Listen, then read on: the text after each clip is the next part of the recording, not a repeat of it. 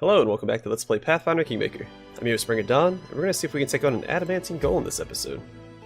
Also, does that look a little weird? Something popped up. I think. Yeah, because Opportunist and Troubleshooter popped up. For my achievement counter. Hey, look at you. +5 and +2. Good job, Lindsay. And +5, look at that. Just full of successes. Nothing I do about that. That's right, I wanted Tristan to do this, but there's only one day left to do it, so I'm gonna go ahead and put Harrim on it. Fail or not, it's better to... You miss 100% of the shots you don't take. That's what I'm saying. 100 BP. So no. 30 days. I'm gonna put him on it. Again, I have no problem buying BP now, as long as I don't go beneath 300,000. I'll be okay.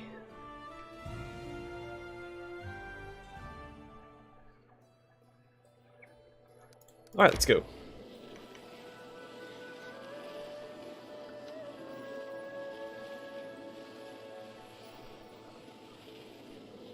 We do have to rest before we go in, because we haven't rested yet. So we'll get here. We'll rest, we'll try the owlbear omelets. The tree's crostata, that's new too. Plus one bonus, yeah, bonus to attack rolls, why not?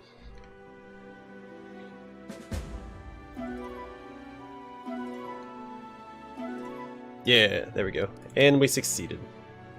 Also, I wonder if it's anybody's favorite meal. Oh, he likes it. +5 bonus to lore nature checks. Awesome. Or nature lore checks, I guess. Alright, we're gonna go in, we're gonna buff the crap out of ourselves because it is an adamantine golem. And that's no joke. Alright, so let's start with I'm restless. Heroism on everybody.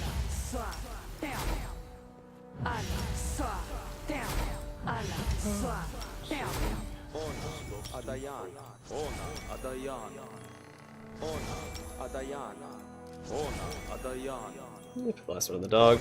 Actually, I wonder if aid would be better on the dog than it would be on, like, my main character or something. This doesn't really matter.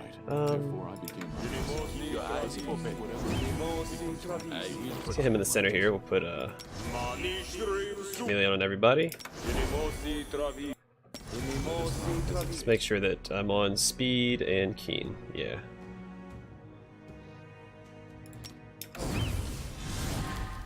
A record.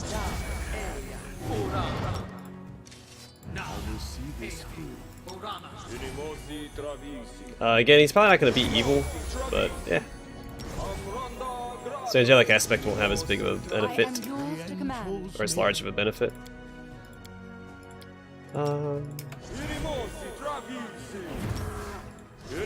Here. Depend on me. Patience. Where to now? Did he put...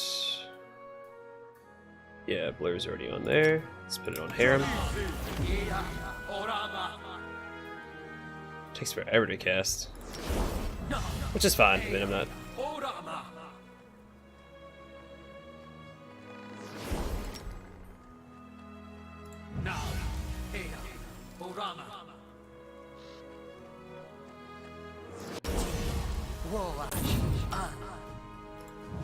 I don't think I put it on him either, right? Oh, I did. Never mind. Well, shoot. That's fine. This is one powerful shock spell he won't have. And, how long does this last for? 1 round per level. 1 round per level. 10 minutes. Alright, not a big deal. It's a quick save. That should be good. If not, well, we'll deal with it when we get there. We also have haste we can cast when we get over here. Well, that's not at all what I expected him to look like. I was expecting more of like a Dragon Age Origins Shale type golem. Or just a regular Dragon Age Origins golem. Does that have to be Shale necessarily? To victory. You don't get in front, bud. We shall overcome. I should probably activate that. Do you have... many no displacements left. That's fine.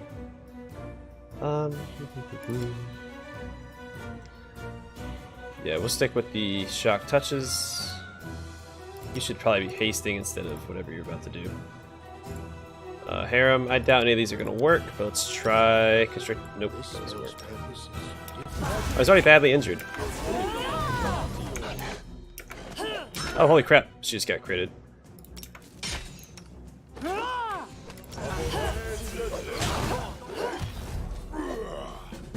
Oh, it's over. Reg's just over there swinging away. Alright, the golem freezes. Inside it, something vibrates in harmony, and the dents left by your weapons quickly repair. Harrim approaches the metal monster and examines it from head to toe. An invincible idol made of indestructible metal. Another proof of our empty pride. Every master wishes to create something that will outlive them, but why? So that creation will live on a short while before returning to dust with the rest of the universe? Ha! Masters, masters.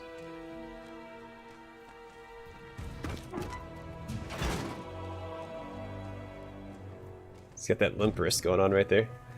Harrim pulls the key. To his surprise, the whole lot comes out of the golem's body, along with the key. As Harrim stands amazed, the monster falls to pieces, as if it were made not of the strongest metal in the world, but of rotten wood.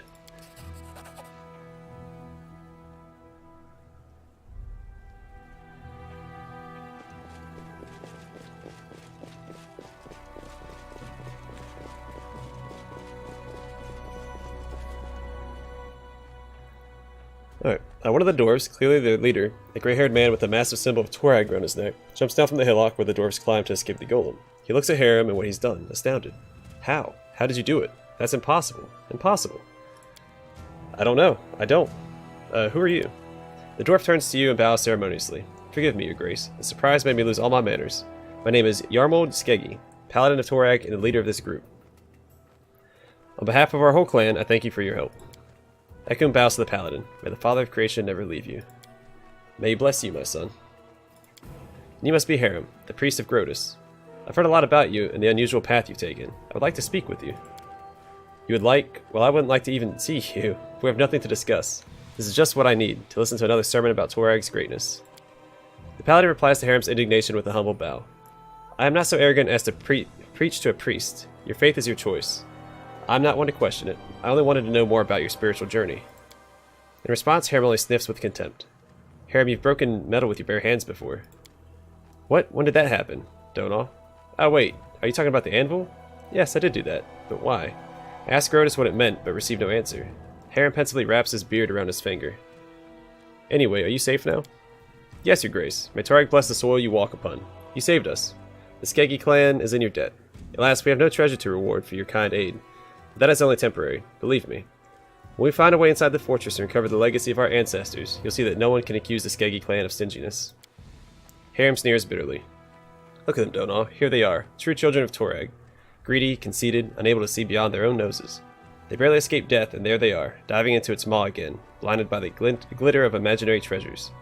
I contemplated making them leave, but let us allow them to stay and continue what they are doing. If they are in such a hurry to dig their own graves, let us not interfere.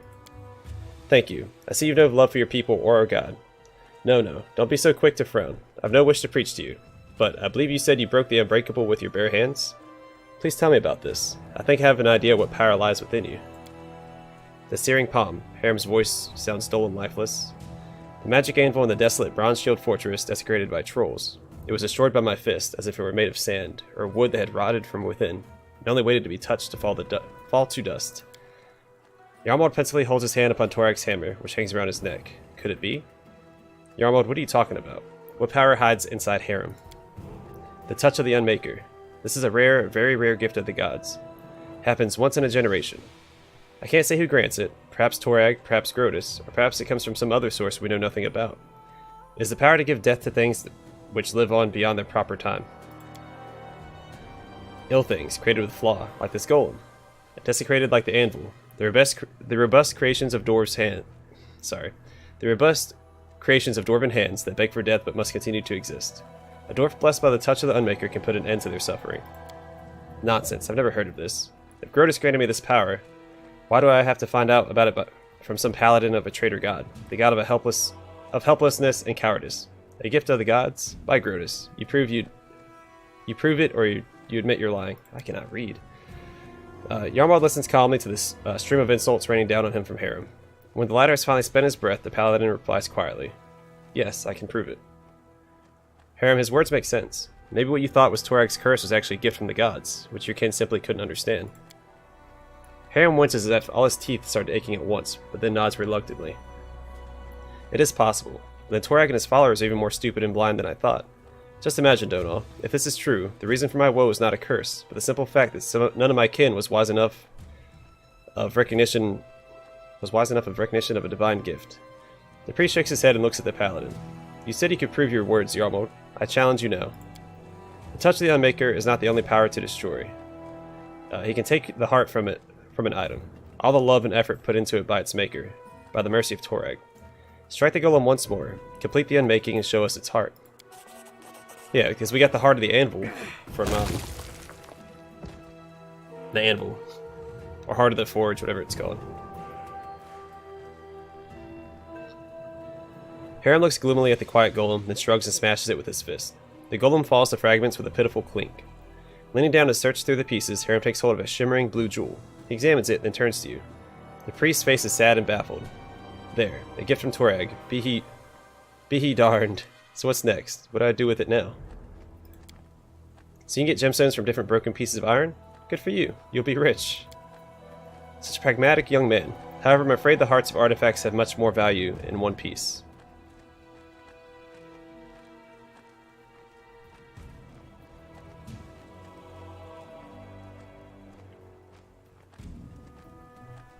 I don't know what I should put here. Give Harrim the heart of the anvil. So should I give it to them or should I hold on to it? Yeah, give Harrim the heart of the anvil. If these are Torag's things, give them to his servant. Harrim hands the jewel to Yarmald. I don't know what happens if I keep that. Thank you for telling me of my gift, Yarmald, but do not expect it will reconcile me with Torag, or with my people. If you find a way to make good use of it, fine. If not, it doesn't matter. You can keep looking for the entrance or go back to the mountains. I care not. Yarmald lowers his head. Thank you, Harrim. I'll make good use of this gift. I'm sorry that everything turned out the way it did, but I respect your decision and won't try to convince you. Farewell.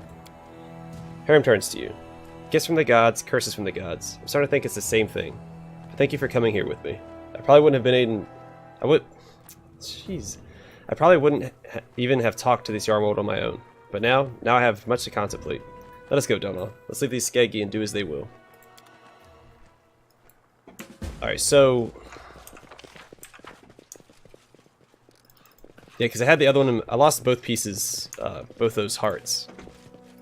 Because I had the anvil one in my inventory. But now it's gone. I don't know why I'm struggling to read so much. I think I'm tired. You know, I spent like 12 hours trying to get a game to run on my computer and it's not cooperating.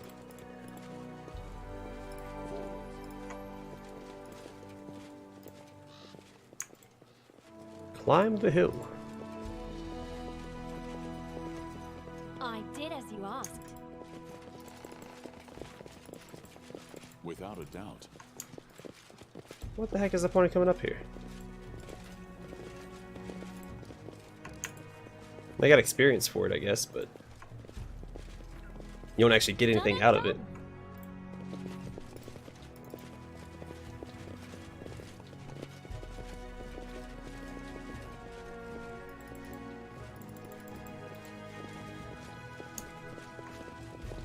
It really doesn't seem like there's going to be anything here to pick up.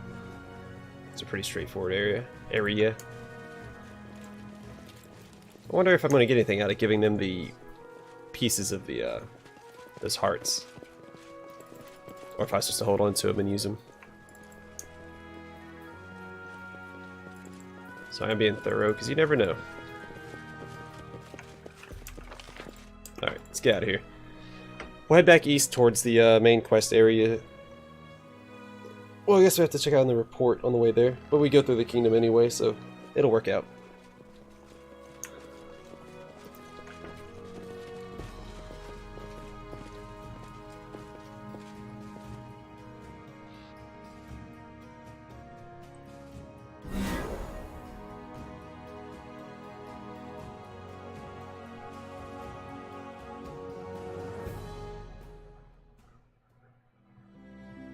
Alright. We'll just start heading east. We'll eventually go through the kingdom at some point. So we'll head this way. Rest as we need to.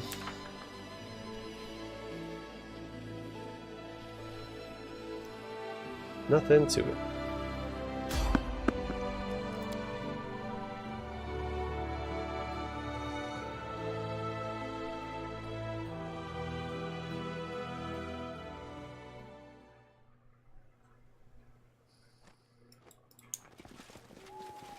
Let us strike as one.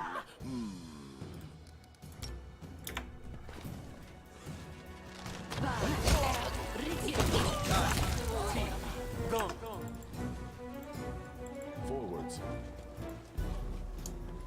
Well, that was a joke.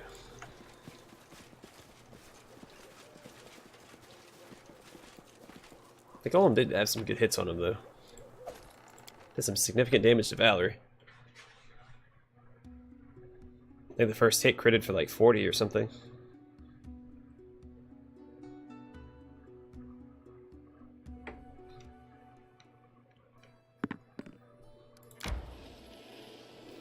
Yeah, they ended up doing 100 damage. That's not including her aid, which is what, 11 health, 12 health?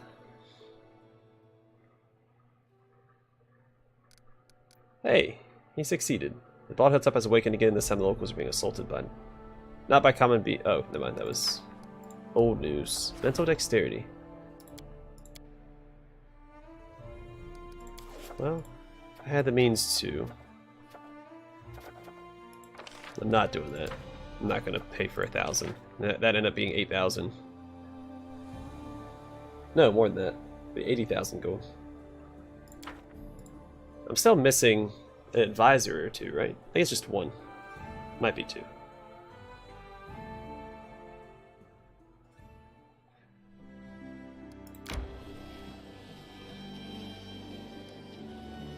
I need to catch my breath.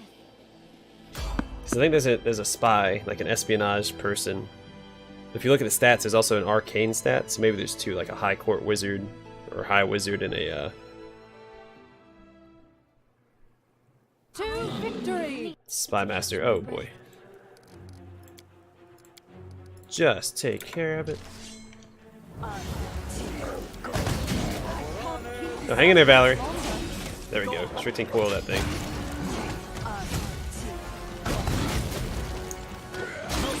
Wasted.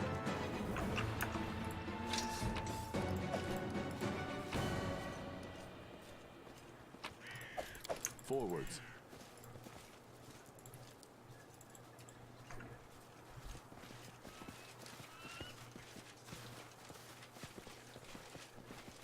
Stupid owlbears. Never underestimate them. Those two owlbears right there could have been a party wipe.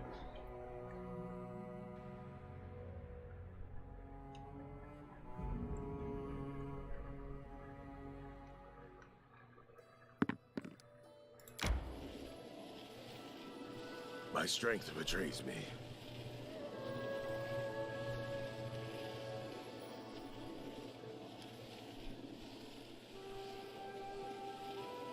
Oh, we're almost there. Look at that. We might stop by this place just because it's on the way. Kind of.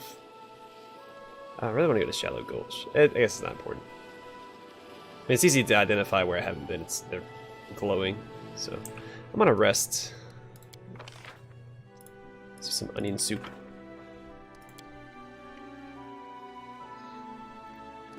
No, what was the... No, I should do the cheese crostata because you can go further without getting fatigued. I think that's what I said. Not super important now. I wonder how many things we're going to discover going this way. Ruined Tower.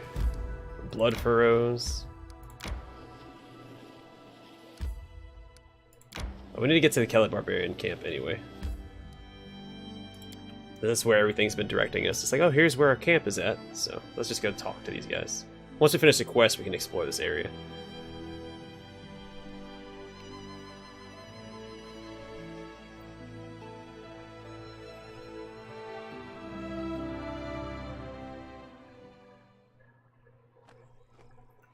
Just quick save. I Forward. managed to make them all mad at me. Oh, hello. Do I have to circle around to get to that? Yeah.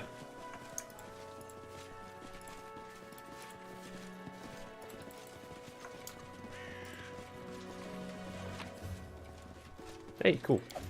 Another piece of that script-covered leather. At some point I need to check to see if I have enough for the Souls thing. Souls cloak. And I guess the tiger armor at some point as well. I'm gonna quick save again. Oh, hello. In the low grounds among the hills, some Numerian barbarians had set up camp. While obviously set up recently as a place to rest, it was thoroughly constructed, along with along with the stake palisade, the Numerians had reinforced their camp with a deep moat. Spotting the body of some unlucky thief at the bottom, it seemed they made a good call. Guarding the entrance was our old acquaintance Snober, the man whose group we met on the hills previously. While his greeting was none too friendly, he did invite us to enter and led us to meet his leader.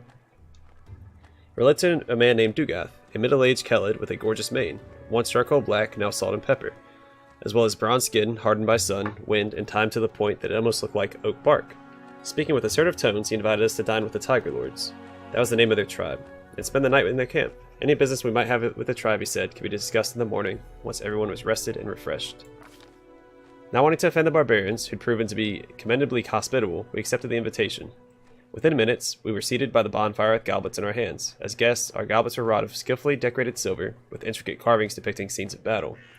The cupbearer filled everyone's goblets with wine. When Dugath raised his cup, officially starting the feast, the Baron... Yeah, instead of propose a toast of health to the people gathered there. Because, I want them to be friendly. The Numerians listened to the toast in awkward silence, but when the Baron stopped speaking and drained his goblet, they burst into angry shouting. All of them spilled their wine on the ground. Oh, it was apparently a barbarian tradition, offering the first cup to the spirits. Only after the cupbearer filled their goblets again did the Numerians start to drink, and so did we. The main course, unsurprisingly, was meat. While hunting in the hills, the Numerians had killed a deer and 2 wild boars, and now roasting over an open fire. As the tribe's guests, we were offered the best pieces. Fierce in battle, the Numerians were equally fierce at the table. They frantically tore the meat apart with knives, bare hands, and teeth as though attacking the throats of their worst enemies, rather than eating roast venison. Only one camp inhabitant didn't join the dinner. Far from the festivities, a slim woman wrapped in a gray cloak sat alone, her face hidden behind a piece of cloth. She was so quiet and still, at first I didn't realize she was a living being at all. The Baron demanded she be invited to the table. The woman just shook her head, but Dugath was furious. I would never share a meal with that witch. Her very presence would sour the wine in an instant.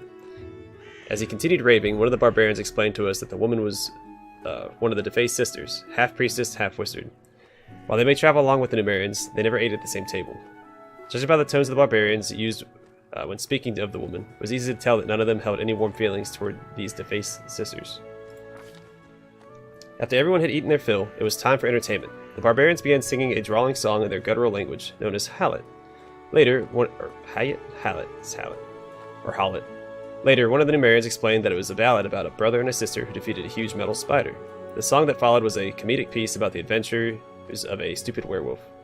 The Numerians all sang it together. It was clear that each of them knew that one by heart. Almost everybody clapped to the rhythm, though some thumped their knife handles on their shields, and our half-orc acquaintance Bolga accompanied the song on a vargan. Once the song was over, Dugath appealed to his guests, oh my goodness, I cannot read. Once the song was over, Dugath appealed to his guests, us, to surprise our hosts. The Baron decided our best choice would be... Yeah, the tale of how we defeated the Stag Lord. And I get to tell it.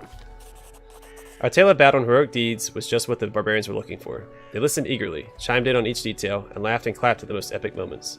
Even Dugath found himself smiling and nodding as he listened to our story.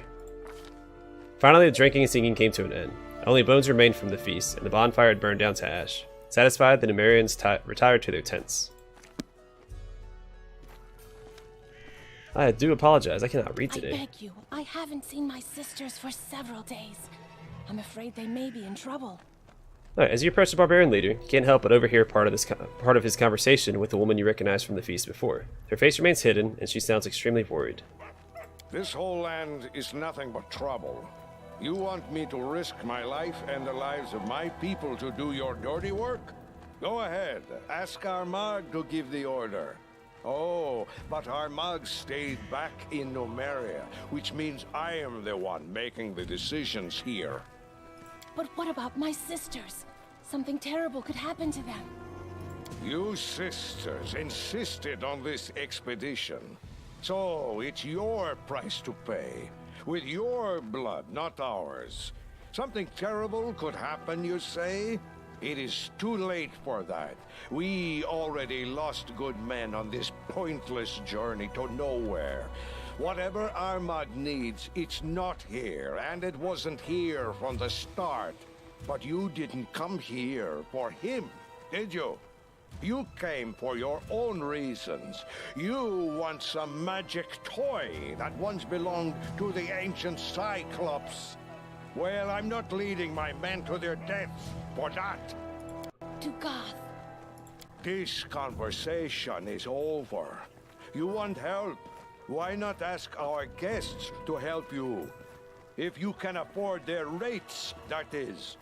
As for me, my single remaining goal is to get my people home alive, and well, and as soon as possible.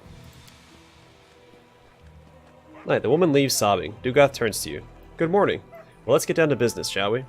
Introductions aren't necessary, Baron. I know who you are. Let's discuss how we can be useful to one another. Who's that woman? Wish I knew who these witches are and where they came from. Our chieftain, the great Armagh, spirits bless him, trusts them as if they were holy oracles. He sent us with them to these dead hills, and none but the sisters and the chieftain himself know why. Who am I to confront the chieftain? So now we wander these lands, chasing the unknown. Okay, do you know me? How? How do you think? We keep an eye on everything that happens in the region. It's smart to know our potential employers and our potential enemies. Do you know anything about what happened in Varnhold? Varnhold, huh? Isn't that the village Megar Varn got from the Ristovik Sword Lords? I know Varn. He's not the best fighter, but not the worst. As for what happened there, I wouldn't know. Yeah, there's a whole army of you here. How did you manage to get so far? None of your business, actually. But just to reassure you, we weren't sneaking into your lands without permission, I'll answer. It was magic. The sisters opened some strange tunnel, and we used it to get here from Numeria. Gorham witnessed my words. I'm no coward, but I'd rather march for a month through all the river kingdoms than use that damned tunnel again. It was strange, wrong, just like those witches themselves.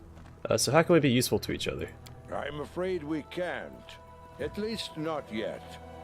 I'd be happy to take a new job, but our chieftain's orders were strict. Search the location and come back with a report.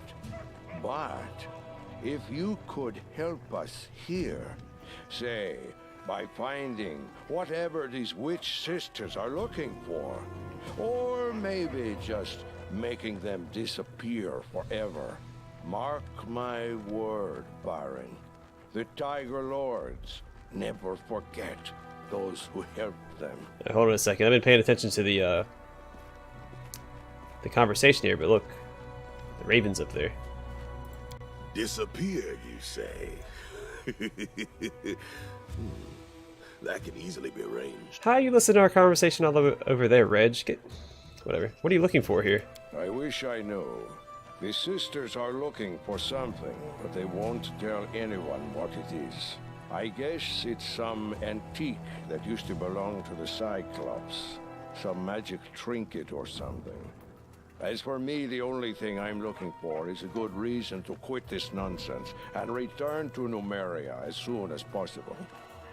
By the way, I really like his portrait art. I wish that was one of the was it base ones for the character creation. Is this how you serve your liege? Don't confuse our chieftains with your king's knight. It's the chieftain who swears an oath to the tribe, not the other way around. Please. I was one of the tribe's elders when he was in his first teeth. How did it go? Did you find anything of interest? If we did, do you think we'd still be here now? The only thing to be found in these hills is one's own death. A group of my men entered a cave that turned out to be a spriggan den. They barely survived the encounter. Also, we found the ruins of some old tower, ancient as the world itself, and useless as this expedition. There is nothing to be found here, except, like I said, for one's own death. Well, let me ask you a question. Ask away, why not?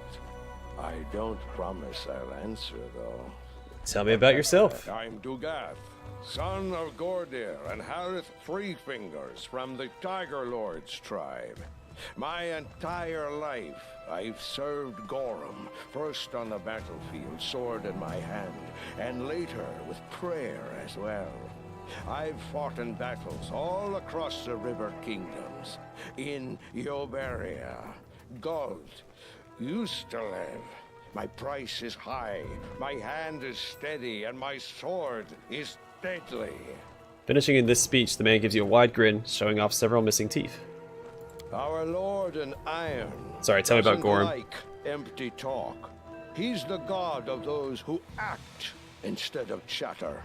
His palm blesses every sword ever crafted, and wherever at least two men meet in battle, he is there with them.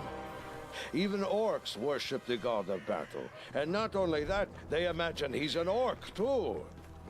It's all nonsense, of course, but there may be a grain of truth to it. For anyone can aspire to be like him. A human, an orc, and even an elf. Anyone who grips his iron to make his enemy bleed. Harrim opens his mouth, obviously wanting to say something, but just sighs and waves his hand instead. Alright, tell me about your tribe. There are many tribes in Nomeria. Each does its best to survive. The Black Horses sell Adamantine. The Blood Pikes rob caravans, and their white scars lick the boots of the Technic League. As for us, the Tiger Lords, we are mercenaries, and the best ones in this part of Avestan. Remember this, Baron. If you keep your throne long enough, we'll meet again. Sooner or later, fighting side by side, or otherwise. Who knows? And some deal in slave trade. Yeah, the white scar is the one he was talking about. Which is also the name of a chapter in Warhammer 40k. Yes, there's plenty of those too. And their numbers will never dwindle, so long as the Technic League runs the country. So, Tiger Lords, listen up. What if, say, some tribe abandons a child? Let's say sells him to the Technic League. The little snot nose. No tattoos. No ritual scars. Is there any other way to find out where he's from? That's a hell of a question. If there are no tattoos, no scars, nothing, then how would you identify him? Let's see, maybe there are some other signs that are not so easy to find? You're right. Hey, boy, open your mouth. Your teeth aren't filed, and there's nothing on the head. I don't know any other signs. Let's see, Dugath sticks his finger in Reg's mouth, examines his teeth, and then tilts his head down and feels his scalp. Finally, when the examination is over, the barbarian shakes his head. Anyway, are there spells to find kindred blood? Maybe there are. I don't know what I don't know. If so, only a very powerful wizard could do it. I don't know any of those. Maybe there are.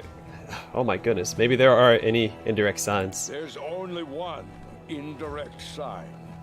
If the tribe really sold their child to slavery, it was a tribe without honor or conscience.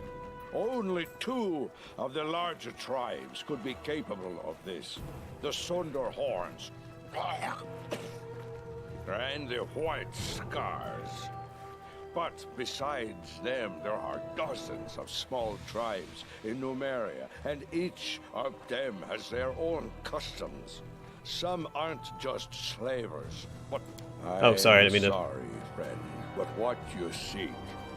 I know. I always just think, what if? Thanks for asking him, though. I never thought to ask.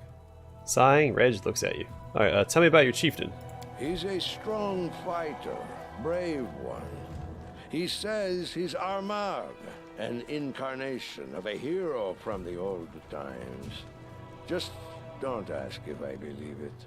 Armag is smart. He knows how to do business. If he'd only pay less attention to what those witches whisper, he'd be a perfect chieftain. I have a feeling we're going to end up overthrowing Armag and putting Dugoth in charge. Or we can choose a side. But I'm leaning towards Dugoth anyway. He seems sensible. Tell me about Numeria. Eons ago, stars rained down on Numeria. Pieces of metal, both dead and living ones, fell from the sky. Since then, metal monsters roam those lands, and the grounds hold a wealth of adamantine, among other valuable things. Weaklings don't survive there. As for us, Numerian Kellids, we grew up on that land. We drank its poisoned waters and breathed its toxic air. Metals from the depths infused our bones and muscles. No one can beat us. If there were anyone capable of bringing us down, it would be ourselves. Seems a little foreboding. What do you know about Cyclops? Not that much. Long ago, these lands were part of their empire. They were a great people back then, used unbelievable magic, and possessed treasures beyond count. Ages passed, and their empire crumbled into dust. Cyclops became wild and forgot all about what they once used to be. But the ruins, yes, the ruins remember everything. Alright, well thank you for your answers. You're welcome. I have to go. I guess that's it for talking to them. Well, as the Raven, how long have I been recording? 38 minutes, so let's loot their camp before we do anything else. Protection from law. Beetle and Amber. Let's pillage. And then we'll worry about... See? Doug the Merchant. What you got for me, Doug? I see something. I see an elderly barbarian waves his hand, inviting you to come closer. Welcome, honored guest. Would you like to buy or sell anything? Who are you? Name's Doug. Was a hell of a fighter when I was younger, but truth, those years pass before you know it. The health, too. The barbarian raises his hand, and you can see he only has 2 fingers left. So now my job is equipment and provisions, along with a bit of trading from time to time. Alright, what do you got? Smoked trout and hydropate. We'll be taking that. And do you really have anything else? I'll take these.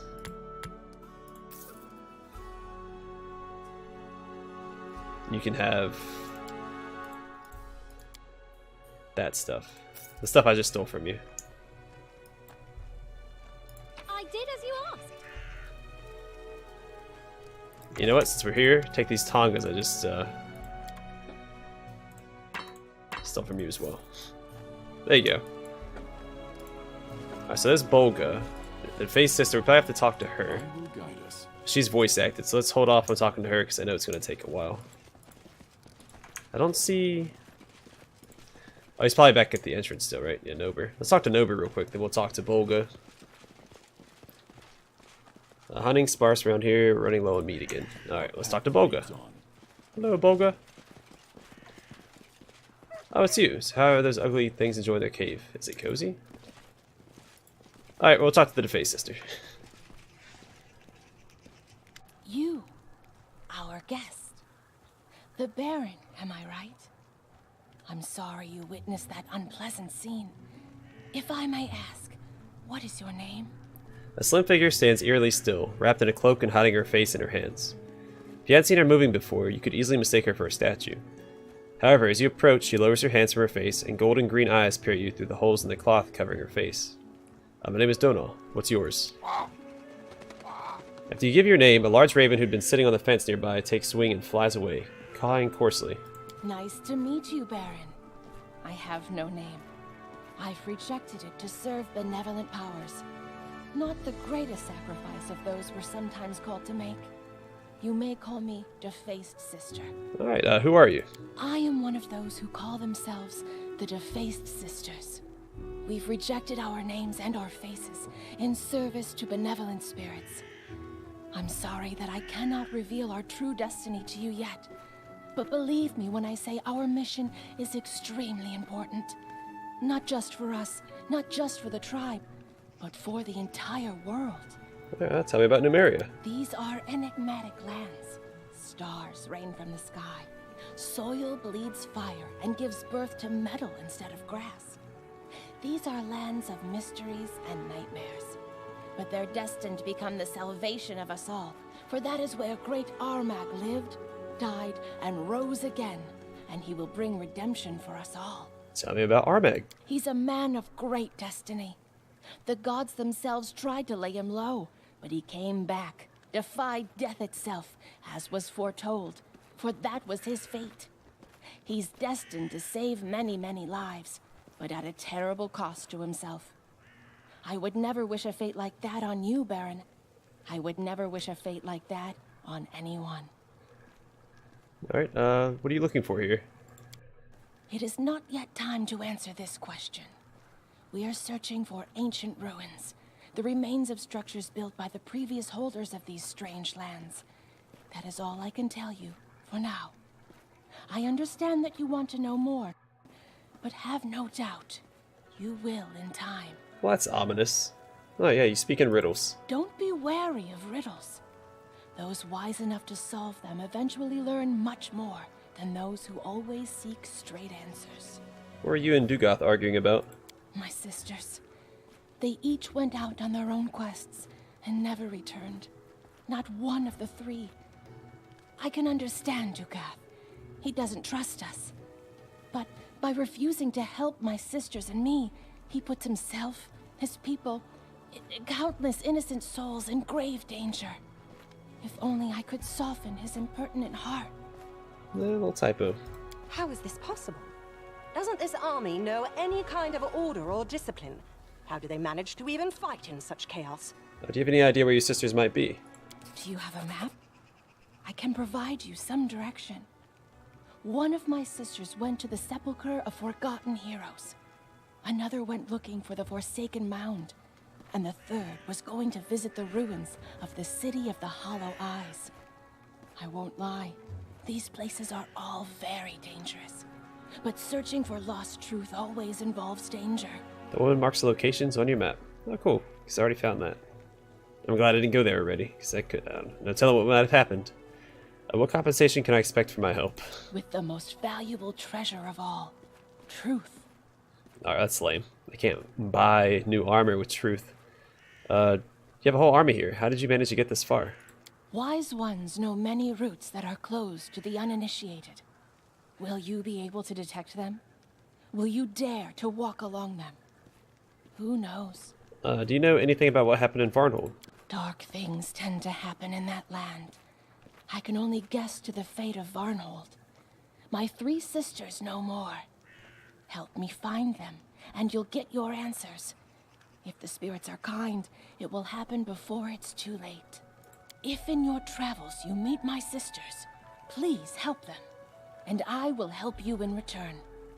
Remember this word, Kahab. That is what the previous inhabitants of these lands, the Cyclopses, called darkness they so worshipped. If a door shut and lockless bars your path, this word might be your key. I wonder if that's how I get into that room in the Lonely Barrow. May kind spirits guide you in your travels. Yeah, I wonder, because there's... The key was elsewhere, right? But it's a word that I could... Yeah, I have a feeling that they, that's how I get into the Lonely Barrow thing.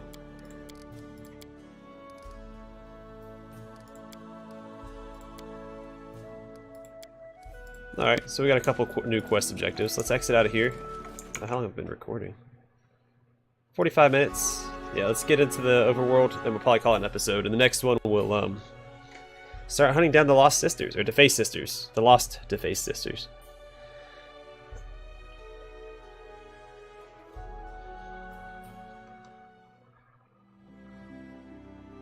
Alright, yeah, sounds the City of Hollow Eyes is right there. Restov is up there. Someone down here? Yeah. Alright, well, we have a lot of stuff to do. And we will do it in the next episode. Thanks for watching, and I hope to see you there.